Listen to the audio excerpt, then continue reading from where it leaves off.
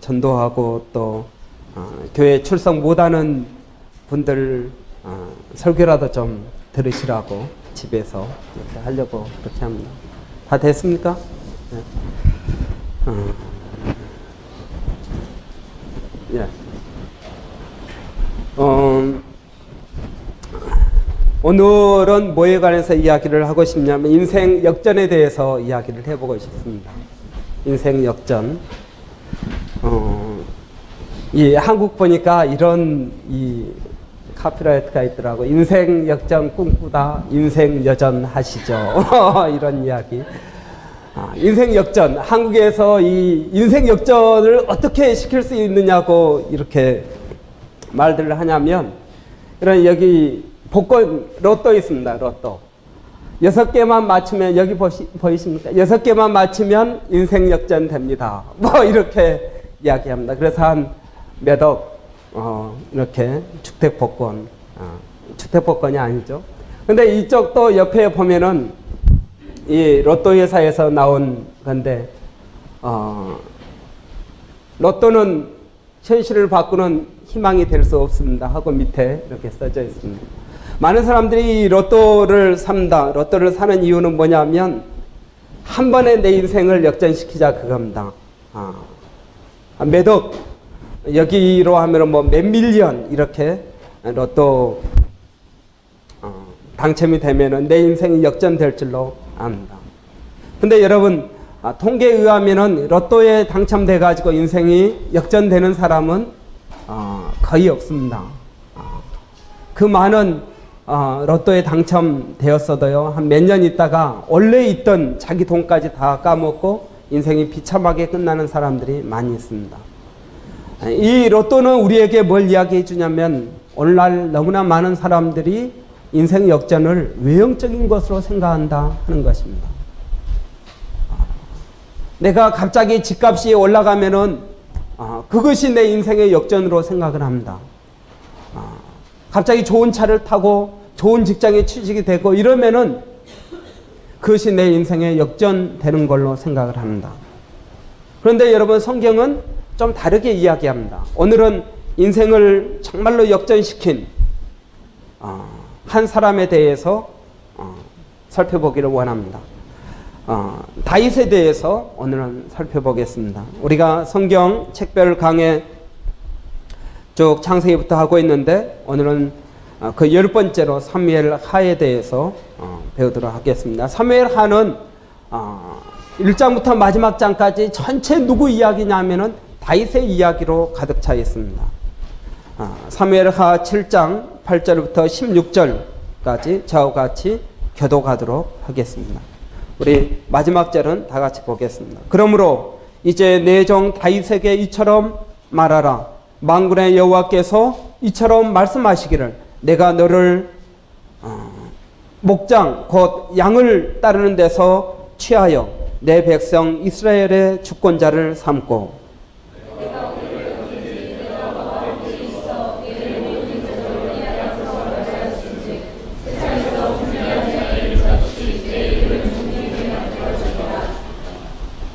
내가 또 내 백성 이스라엘을 위하여 한 곳을 정하여 저희를 심고 저희로 자기 곳에 거하여 다시 옮기지 않게 하며, 약한 유로 전과 같이 저희를 해하지 못하게 하여,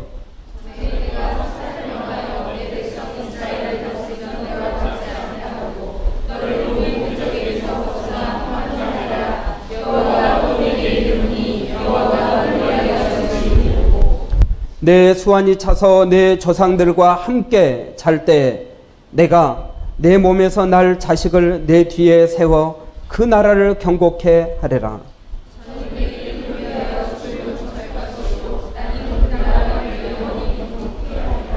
나는 그 아비가 되고 그는 내 아들이 되리니, 저가 만일 죄를 범하면 내가 사람 막대기와 인생 채찍으로 징계하려니와,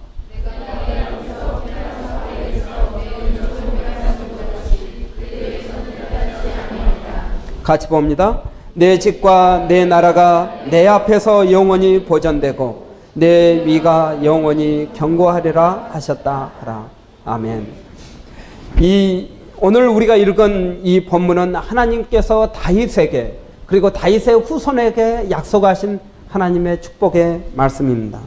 저는 이 하나님의 축복의 말씀이 다윗뿐만 아니라 우리 모든 심령들에게 그대로 이루어지기를 바랍니다.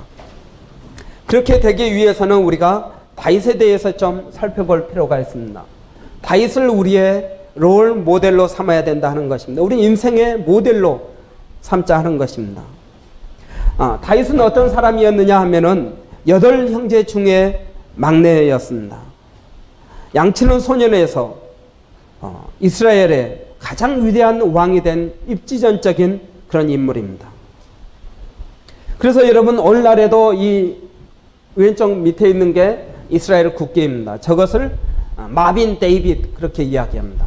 다윗의 별이라고 이야기합니다. 다윗과 같은 위대한 지도자가 우리에게 나타나기를 바란다 하는 마음으로 그들은 이 다윗의 별을 자기들의 국기로 삼았습니다. 여러분 우리는 이 다윗을 살펴보면서 정말 나는 어떤 사람이 되어야 될지, 나는 정말 인생을 어떻게 살아야 될지, 하나님은 어떤 사람을 축복하시는지에 대해서 우리가 좀 같이 살펴보기를 원합니다.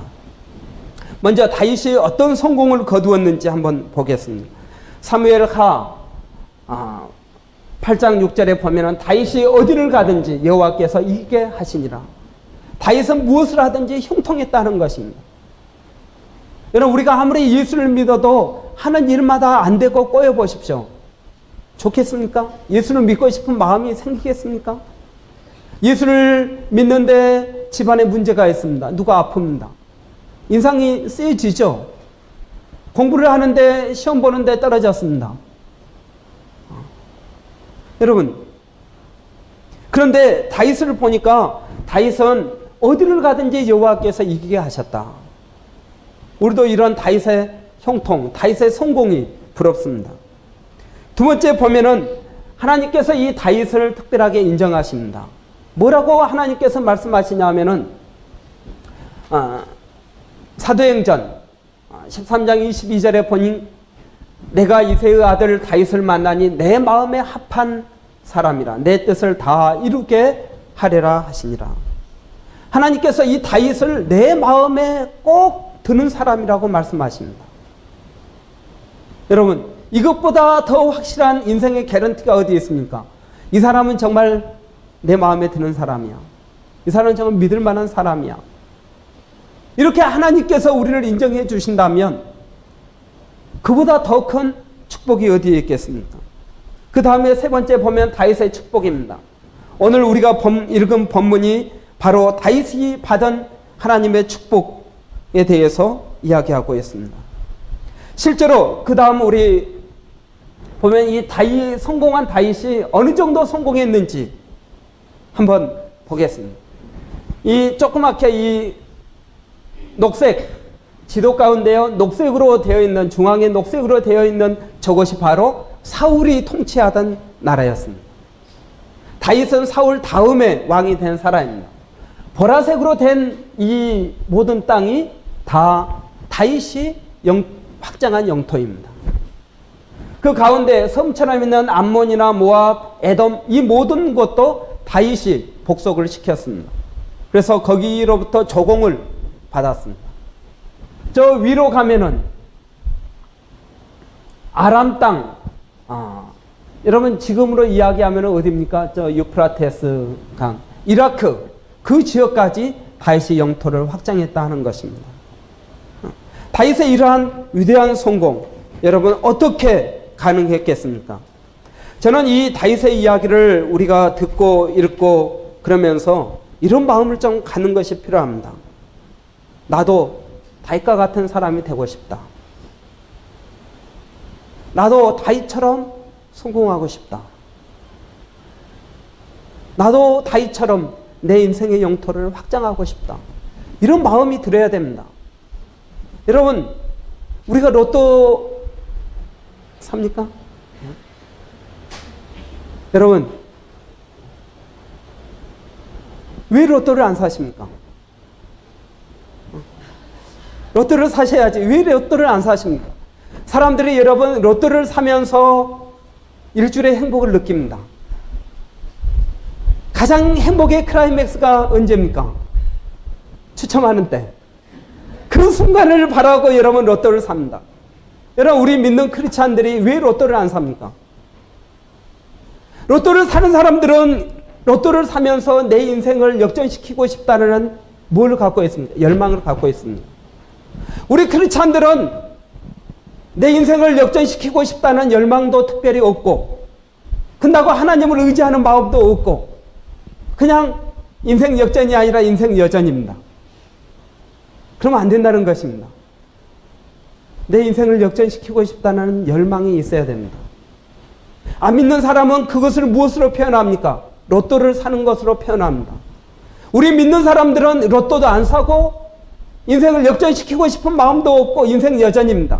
그냥 성실하게 내게 주어진 일을 열심히 하면 되지. 우리는 그렇게 삽니다. 근데 여러분, 하나님께서 우리에게 원하시는 삶은 인생 여전이 아니라 인생 역전입니다. 우리들의 인생의 지경이 더 넓어지기를 바랍니다.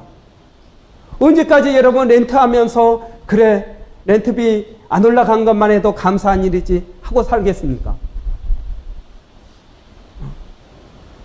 여러분, 인생이 발전해야 되지 않겠습니까?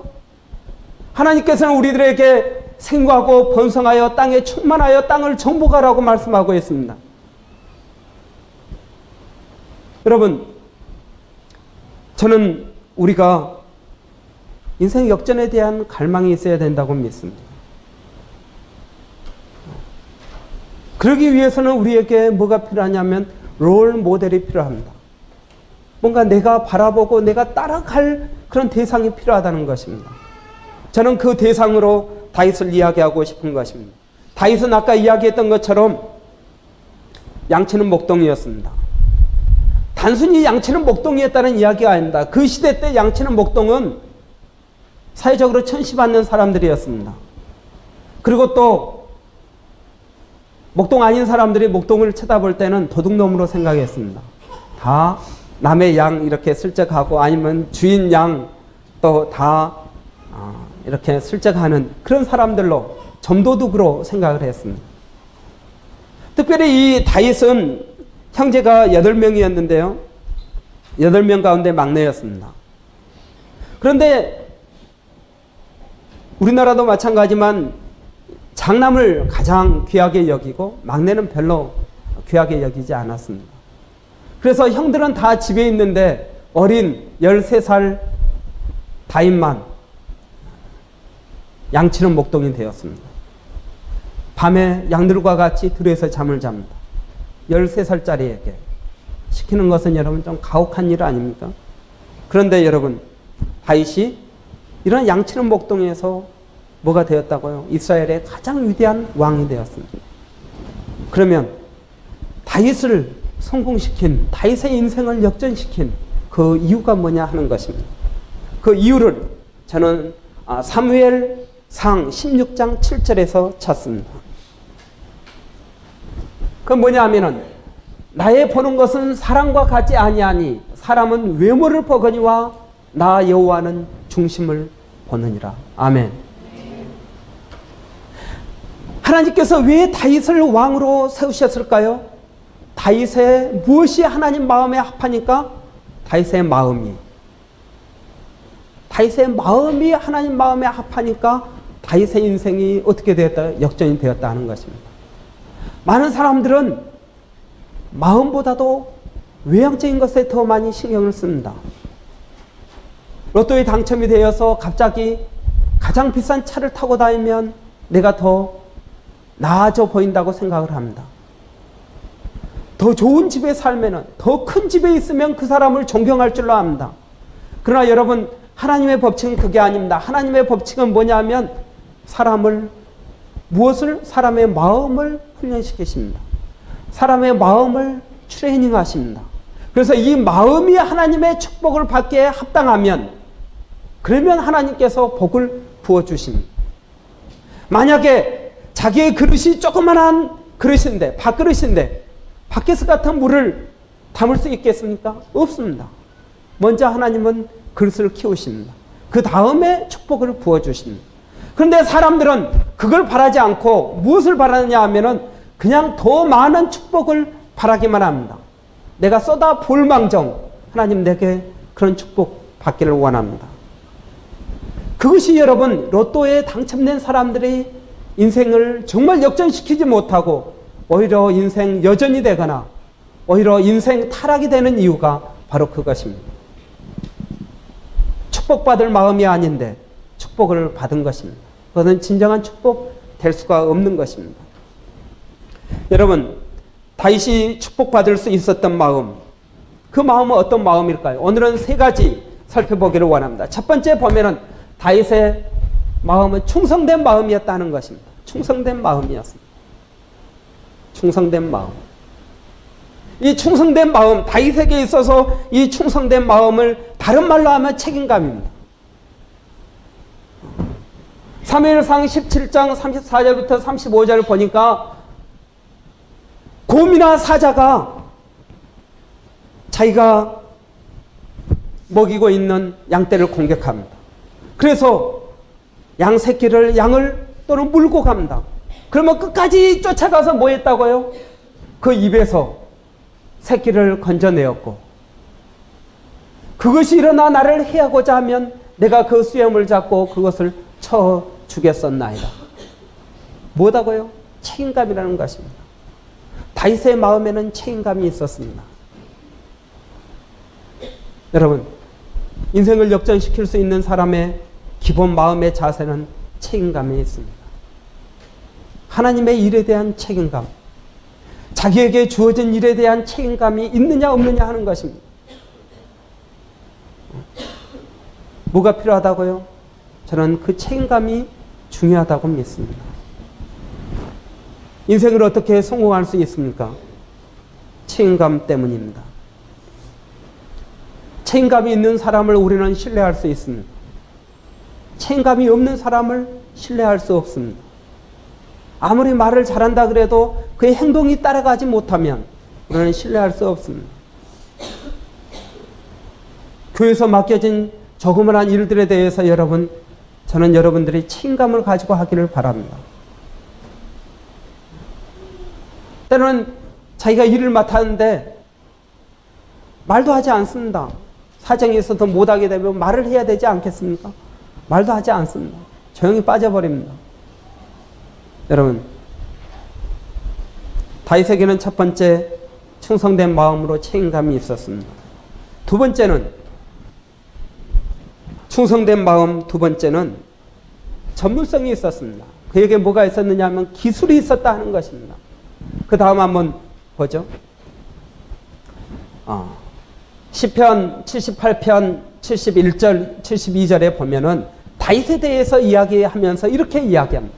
하나님은 다윗을 양치는 중에서 불러내어 자기의 백성인 야곱의 목자로, 목동에서 뭐가 되었다고요? 목자가 되었습니다. 그러니까 그 전에는 조그마한 양 몇 마리를 이렇게 인도하는 목자였습니다. 그런데 이제는 하나님의 백성을 인도하는 목자가 되었습니다. 자기 기업인 이스라엘의 목자로 삼으셨습니다. 그러자 다윗은 순전한 마음으로 그들을 잘 길렀고 능숙한 솜씨로 그들을 잘 인도하였습니다. 영어로 보면은 조금 더 우리가 뭘 이야기하고 있는지 잘 알 수 있습니다. David shepherds them with integrity of heart, with skillful hands he led them. 뭐가 있었다고? 두 가지가 있었다는 것입니다. 첫 번째는 인테그리티가 있었습니다. 두 번째는 skilled hand가 있었습니다. 하나는 하나님을 사랑하는 순전한 마음이 있었다는 겁니다. 정직한 마음, 인테그리티가 있었다는 것입니다. 두 번째는 뭐가 있었느냐 하면은 마음만 있는 게 아니라 기술이 있었다는 겁니다. 테크닉이 있었다는 것입니다. 자기 일에 대해서. 여러분, 인생을 역전시킬 수 있는 건 하나님만 믿는다고 되지 않습니다. 그러면 여러분, 여기 앉아있는 우리 모두가 저절로 인생 역전이 되게요? 그렇지 않습니다. 여러분, 예수를 안 믿는 사람도 얼마든지 인생을 역전시킬 수 있습니다. 무엇 때문에? 비록 그들이 하나님을 믿지는 않지만 정직한 마음과 또 열심을 가지고 자기의 기술을 개발하는 것입니다. 예수를 믿고도 자기의 기술을 개발하지 않는다면 인생의 역전이 되지 않습니다. 예수를 믿는 믿음이 우리들의 인생을 역전시킬 수 있다고 개런티해 주지는 않는다는 것입니다. 뭐가 있었다고요? 그는 전문성이 있었다는 것입니다. 자기 양들의 필요가 무엇인지 알았다 하는 것입니다. 그런데 여러분, 이 전문성을 어디에서 다윗은 키웠습니까? 전문성을 어디에서 키웠습니까? 광야에서 키웠습니다. 광야에서 양떼를 먹이면서 키웠습니다. 어디에서 키웠다고요? 광야에서 키웠습니다. 어디에서요? 광야에서 키웠습니다. 광야가 어디입니까? 여러분, 다윗이 양떼를 먹일 때 다윗을 슈퍼바이즈 하는 사람은 아무도 없습니다. 다윗이 자기 양떼를 어떻게 인도해야 될 줄을 자기가 생각하고 자기가 했습니다. 아무도 보지 않은 데서, 광야에서 여러분, 양떼들과 함께 그의 전문성을 키웠다 하는 것입니다. 여러분, 어디에서 여러분의 전문성을 키웁니까? 어디에서 키워야 됩니까? 광야입니다. 아무도 보지 않는 그곳, 나에게 맡겨진 그 조그만한 양떼, 이 양떼를 내가 어떻게 키워야 될지 여러분에게 맡겨져 있다 하는 것입니다. 여러분의 광야는 어디입니까? 여러분이 지금 처해 있는 바로 그것입니다. 일하는 것입니다. 직장입니다. 공부하는 것입니다. 가정입니다. 거기에서 뭘 키워요? 여러분의 전문성을 키워야 됩니다. 뭘 키워요? 여러분의 전문성을 키울 수 있습니다. 하루 세끼 밥만 하면서 어떻게 내 전문성을 키울 수 있습니까? 키울 수 있습니다. 요즘 여러분, 한국의 어떤 이 부엌 가구 만드는 회사에서 누구를 이렇게 초청해 가지고 어드바이스를 듣냐 하면 가정주부들을 초청해서 어드바이스를 듣습니다. 여러분이 부엌에서 살림을 하다 보니까 이게 불편합니까? 어떻습니까? 신개발을 할 때, 신제품을 개발할 때 누구의 의견을 듣느냐 하면은 가정의 전문가인 주부들의 의견을 듣습니다. 왜? 그들은 부엌 일에 있어서 전문가들이기 때문에. 그들을 무시하고는 절대 아무리 디자인이 좋아도 팔리지 않는다는 것입니다. 여러분의 전문성을 어디서 키울 수 있습니까?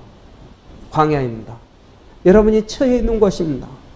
양떼들입니다. 양떼들은 여러분, 말을 하지 않습니다.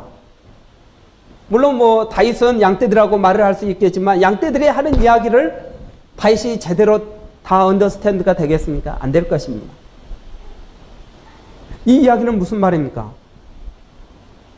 내가 하는 일이 나에게 어떤 즉각적인 임팩트를 주지 않아도 다윗은 그 일에 최선을 다했다는 것입니다. 잘못 이끌고 가면 양떼들은 잘못 이끈 그대로 따라갈 것입니다. 그러나 그 일을 통해서 다윗은 전문성을 키웠다 하는 것입니다. 두 번째, 다윗은 충성된 마음이 있었고요. 두 번째 마음은 어떤 마음이냐면은 하나님을 사랑하는 마음이 있었습니다.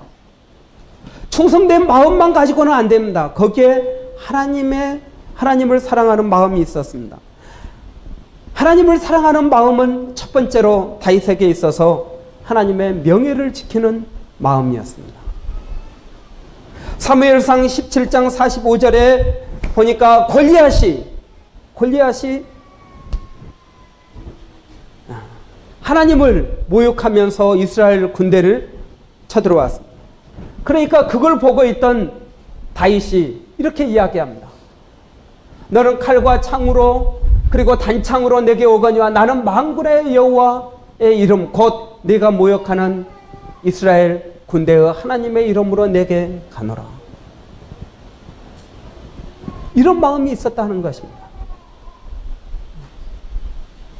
여러분, 오늘 우리에게 필요한 것은 이런 마음이라고 믿습니다. 만약에 어떤 사람이 여러분의 집안을, 여러분의 조상을 여러분 모욕한다고 생각을 해보십시오. 어떻게 되겠습니까? 싸우겠습니까? 안 싸우겠습니까?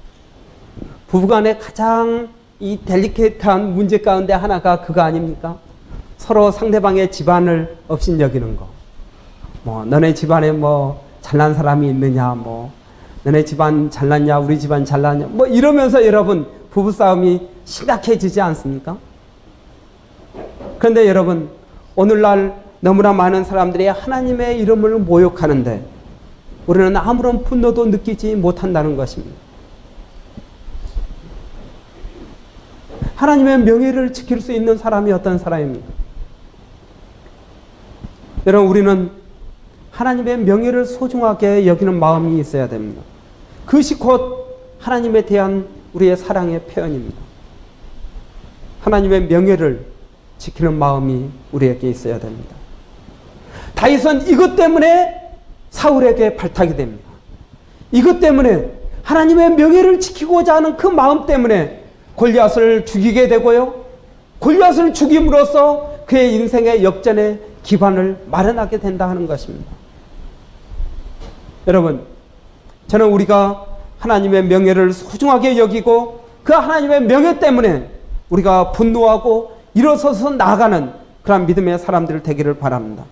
두 번째는 은혜를 베푸는 마음입니다. 하나님을 사랑하는 마음은 은혜를 베푸는 마음입니다. 사울이 다윗을 죽이기 위하여 여러 번 군대를 일으키고 쫓아왔습니다.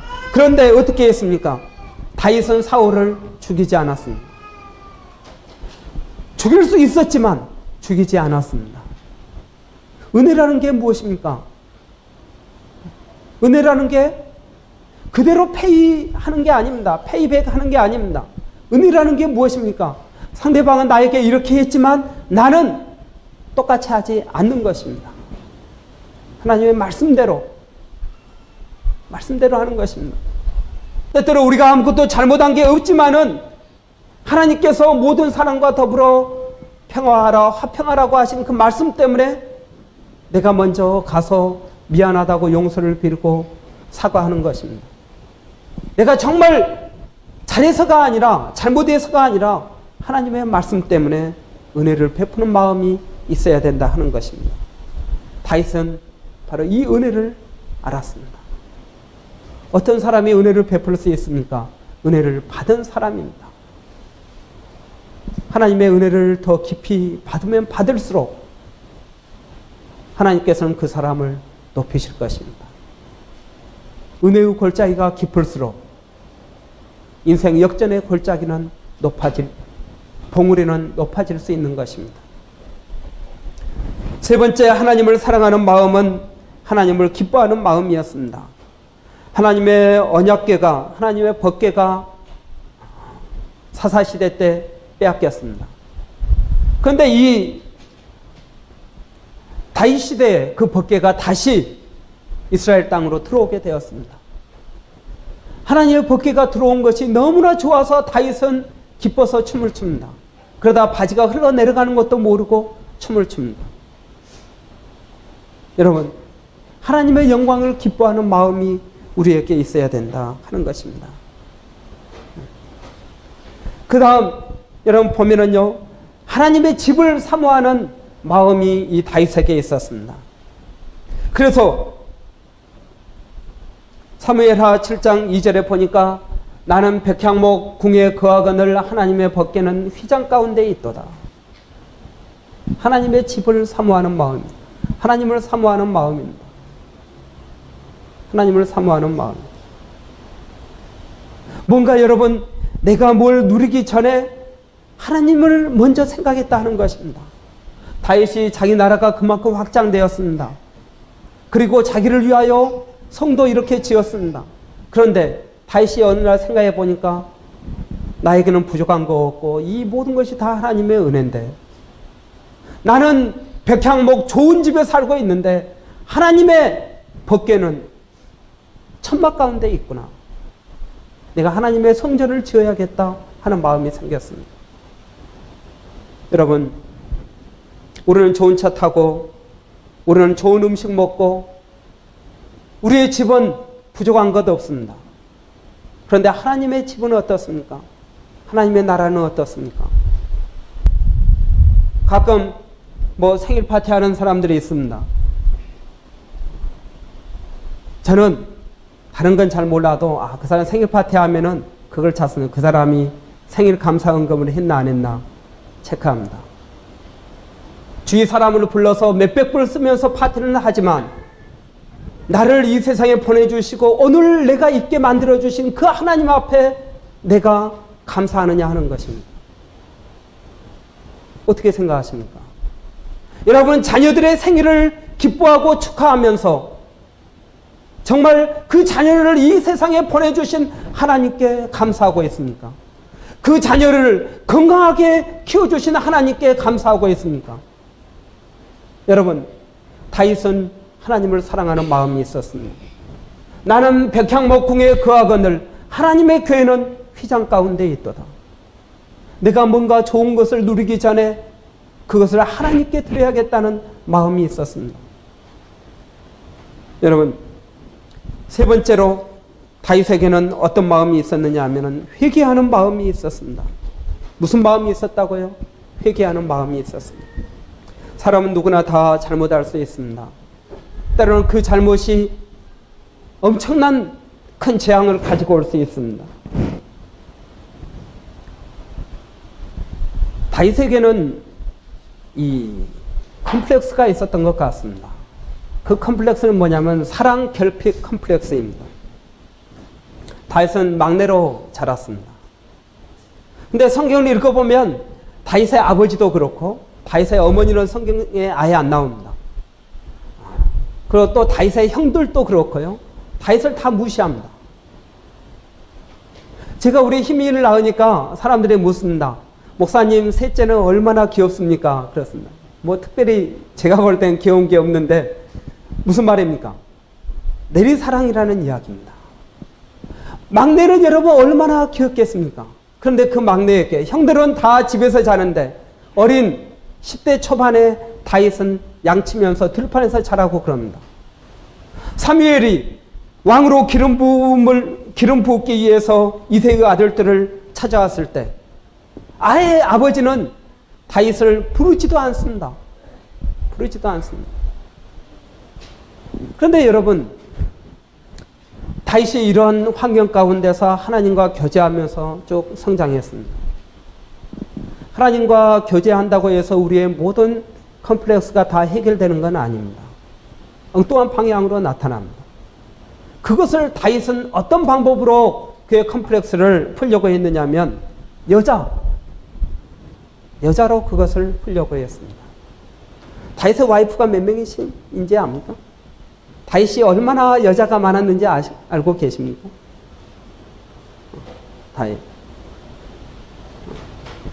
다윗의 와이프가 7명이었습니다. 그런데 6명이 있죠? 6명 있는데 와이프 첫 말고 뭐 후궁 말고 와이프, 정식 와이프만 이제 6명이었습니다. 어느 날 자기가 궁을 이렇게 거닐고 있는데 저 밑에서 목욕하는 소리가 들립니다. 봤더니 자기의 부하 우리아의 아내 바세바가 목욕하는 겁니다. 그걸 보고 그 여자를 불러서요 간음을 했습니다.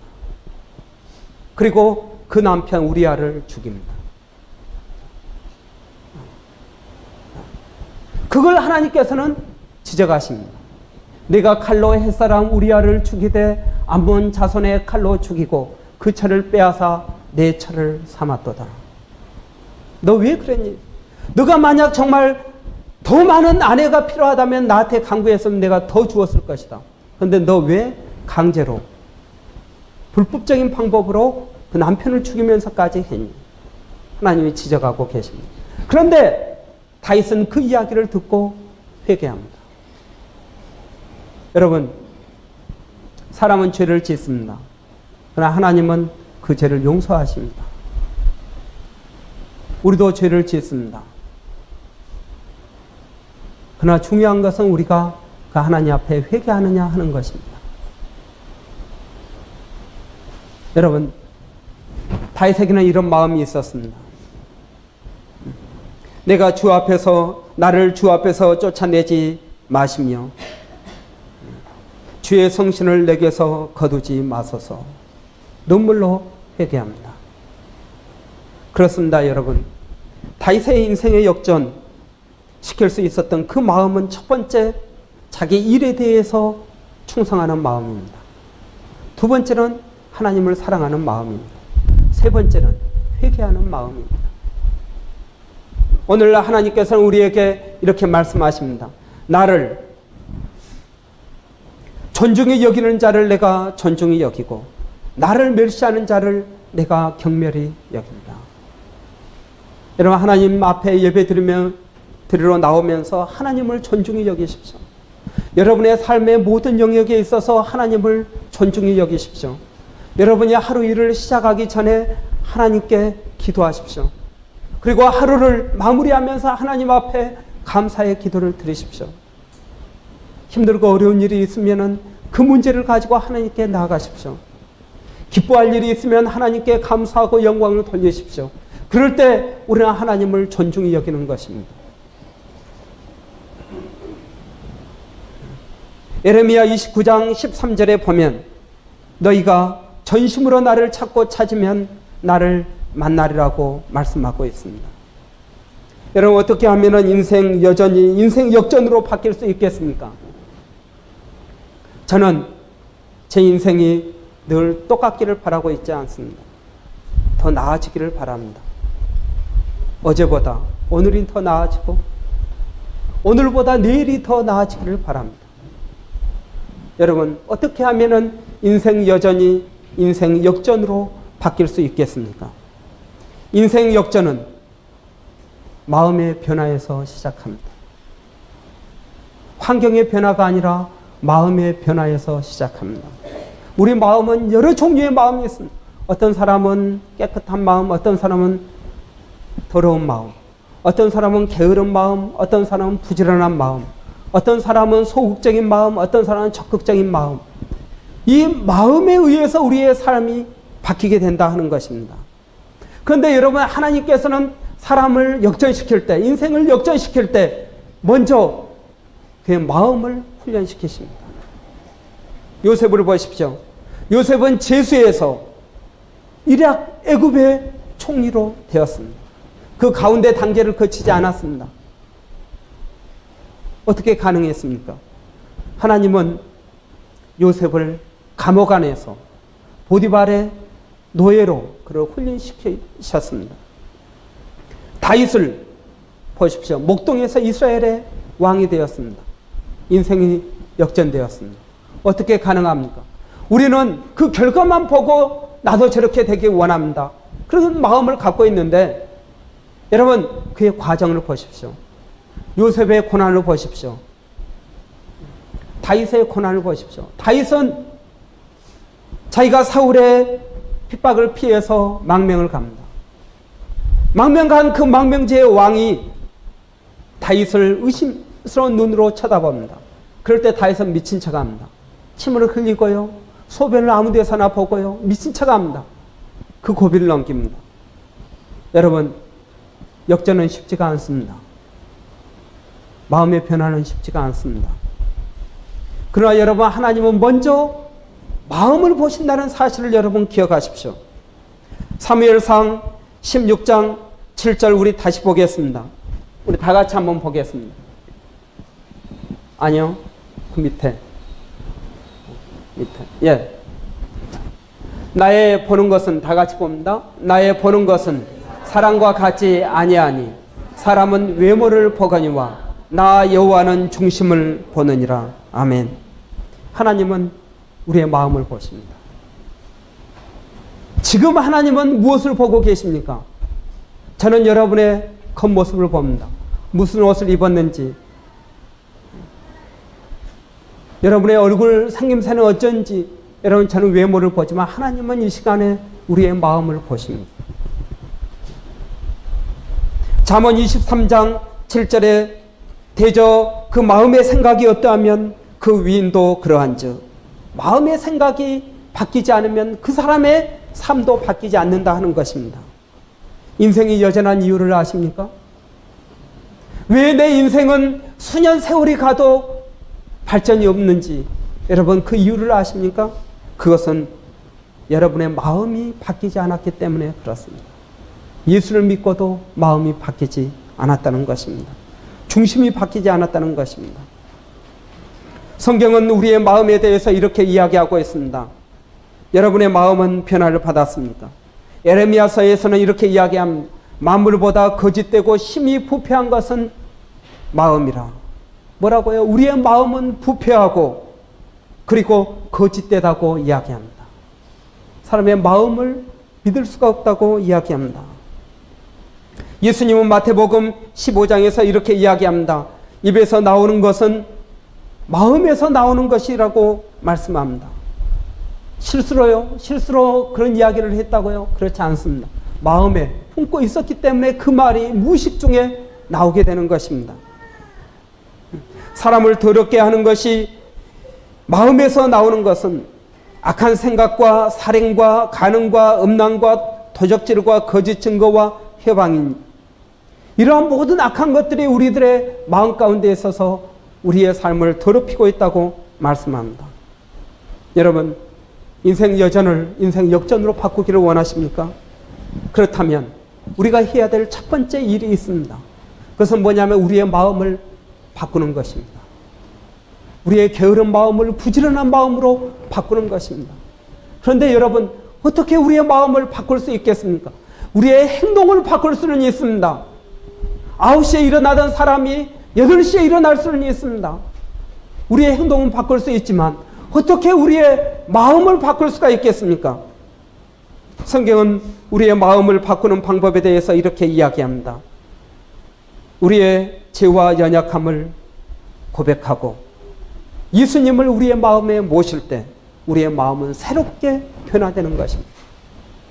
우리의 마음을 어떻게 변화시킬 수 있습니까? 우리 힘으로 되지 않는다는 것입니다. 아무리 표범이 목욕을 많이 한다고 해서 표범에 있는 그 반점을 희게 할 수 있겠느냐고 말씀합니다. 여러분, 전에 악한 행실로 멀리 떠나 마음으로 원수되었던 우리를 예수님께서 구원하시기 위하여 십자가에 죽으셨습니다. 여러분의 마음은 변화를 받았습니까? 만약 여러분의 마음이 변화받지 않았다면 여러분의 인생은 여전할 것입니다. 5년이 지나고 10년이 지나도 여전할 것입니다. 그러나 여러분, 정말 여러분 인생 역전되기를 원하십니까? 그러면 하나님께서 인정하는 마음으로 바뀌어야 됩니다. 다윗의 삶이 목동에서 왕으로 역전된 것처럼 역전되기를 원하신다면 여러분, 우리의 마음도 하나님께서 원하시는 마음으로 바뀌어야 됩니다.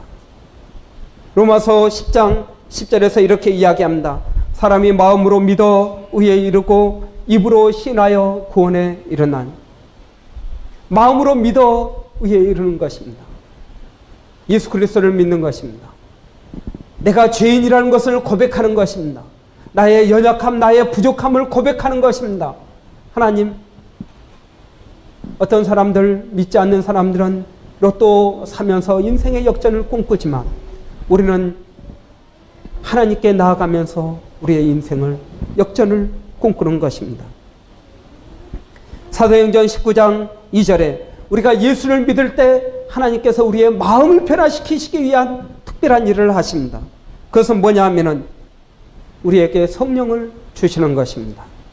사도행전 19장 2절에 너희가 믿을 때 성령을 받았느냐. 에스겔서 36장 26절에서 이렇게 이야기합니다. 새 영을 너희 속에 두고, 우리가 지금까지 지내왔던 우리의 영이 아니라 새 영, 곧 성령을 우리 마음 가운데 두고 새 마음을 너희에게 주되 너희 육신에서 굳은 마음을 제하고 부드러운 마음을 줄 것이며. 여러분, 우리가 예수 그리스도를 믿을 때 성령께서 우리 안에 들어오십니다. 성령께서 우리 안에 들어오심으로 우리의 마음을 바꾸십니다. 우리의 생각을 바꾸십니다. 그러면서 성령의 역사로 말미암아 우리의 인생이 역전되는 것입니다. 인생이 여전한 이유를 여러분 아시겠습니까? 아직 여러분이 예수 그리스도를 구주로 영접하지 않았기 때문입니다.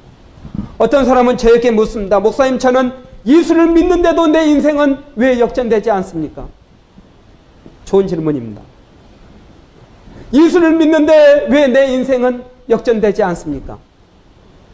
이유가 있습니다.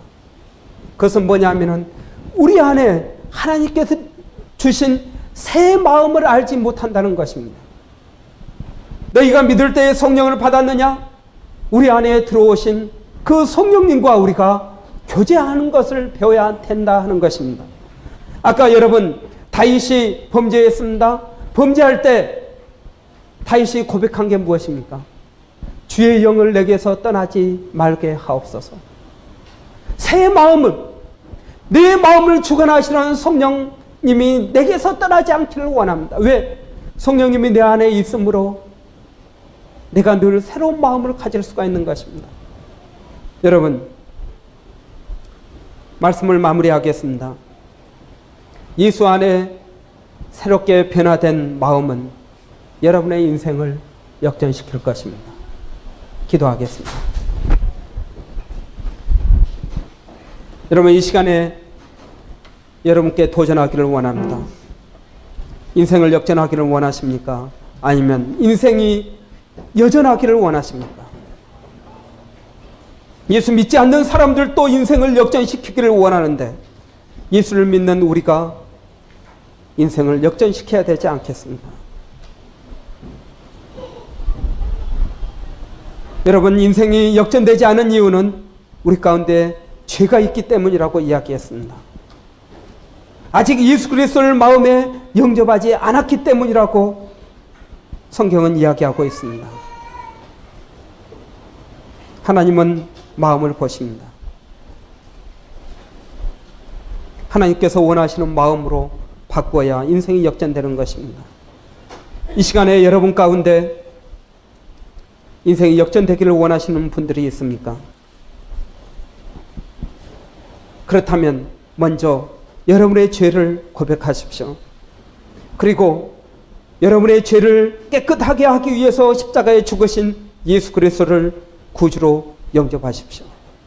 여러분의 죄를 위하여 죽으셨다는 것을 믿으십시오.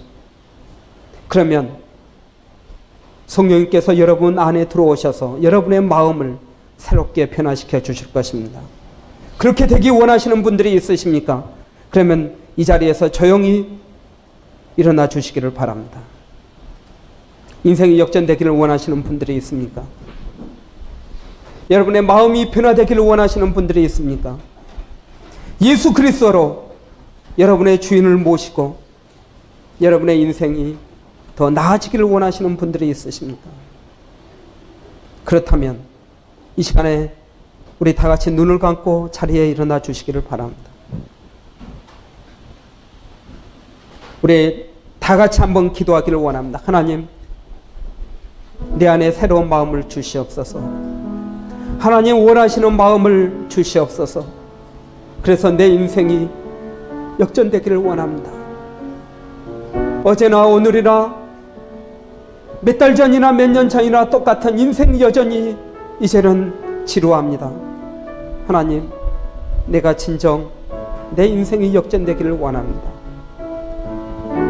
다윗같이 위대한 왕은 못 될지라도 하나님, 내 인생 하나님께서 인정하시는 성공, 하나님께서 인정하시는 형통, 하나님께서 인정하시는 축복이 임하기를 원합니다. 우리 한번 다 같이 기도하겠습니다.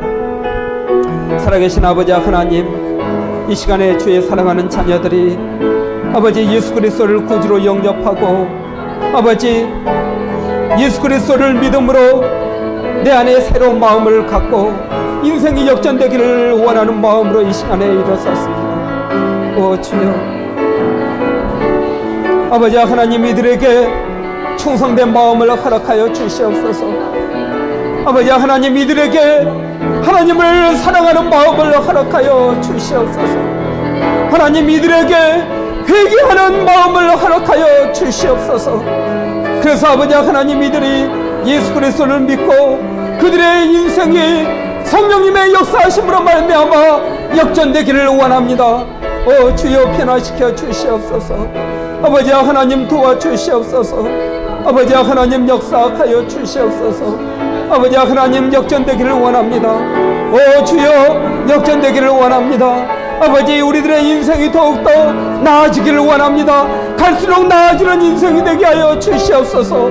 아버지 하나님의 축복, 아버지 하나님의 형통케 하시는 은혜, 아버지 하나님의 놀라우신 그 은혜를 아버지 하나님 받기를 원합니다. 오 주여 은혜를 주시옵소서. 믿음을 주시옵소서.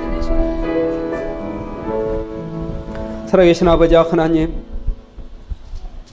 인생 여전이 아니라 인생 역전되기를 원합니다. 아버지 하나님, 그러나 내 힘으로는 하나님 역전될 수 없는 것을 깨닫습니다. 그래서 믿지 않는 사람들은 로또를 통해서 인생을 역전시키기를 원합니다.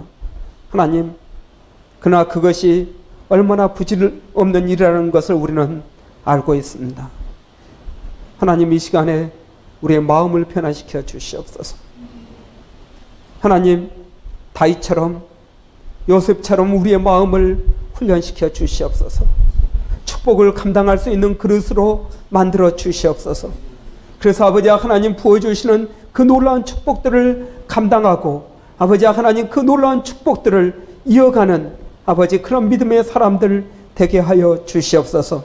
아버지 하나님, 이제 렌트를 살고 있는 심령들이 집을 사게 되기를 원합니다. 아버지 하나님, 우리가 지금 하고 있는 이 일들이 아버지 하나님 더 나아지기를 원합니다. 아버지 하나님, 우리들의 사업이 점점 커지기를 원합니다. 아버지 하나님, 우리들의 공부에 아버지 하나님 지식의 폭들이 넓어지기를 원합니다. 아버지, 우리 가정들의 아버지 삶의 지경이 확장되기를 원합니다. 아버지 하나님, 우리의 인생을 역전시켜 주시옵소서. 아버지 하나님, 여러 가지 어려움이 있다 하더라도 충성된 마음을 갖게 하시며 아버지 하나님을 사랑하는 마음을 갖게 하시고 아버지 하나님 회개하는 마음으로 아버지 믿음으로 나가게 하여 주시옵소서. 오늘 주의 사랑하는 자녀들이 인생을 역전시키기 위하여 아버지 믿음으로 이 자리에서 일어섰습니다. 아버지 하나님, 이들의 마음을 주님께서 이 시간에 기억하여 주시옵소서. 이들의 열망을 기억하여 주시옵소서. 이들의 아버지 하나님 정말 갈증을 주여 채워 주시옵소서. 아버지 하나님, 누구든지 목마르거든 내게로 오라.